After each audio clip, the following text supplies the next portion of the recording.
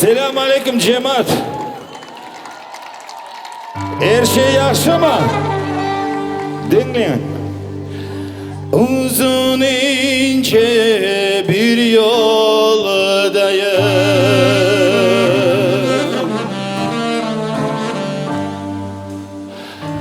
Gündüz gece gidiyorum.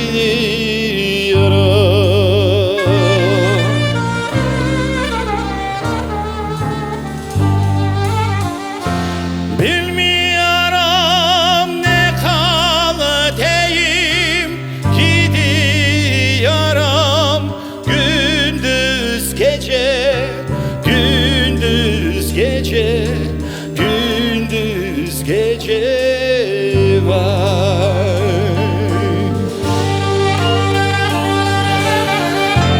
Nasıl yollarda olsam da hemen hep kaytarım, en kaytarım, men kaytarım.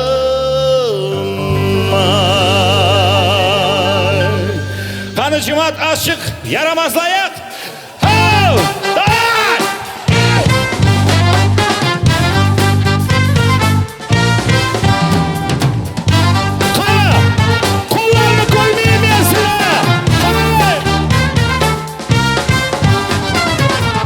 İmra geldiğim anda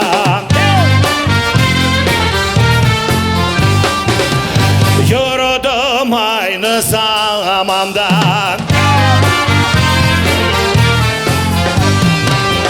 İki kapalı bir handa gidiyorum gündüz gece, gündüz gece, gündüz gece.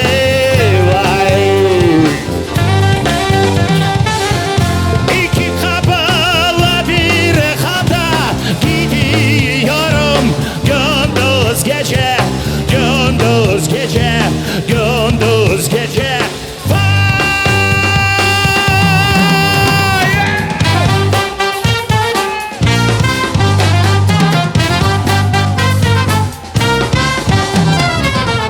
Uzun ince bir yoldayım. Gidiyorum gündüz gece. Nasıl yollarda olsam da kırımı hemen hep kaytarım, en kaytarım, men kaytarım. Vay. Nasıl yerlerde olsam da kırımı hemen hep yaşayım, men yaşayım, men yaşayım.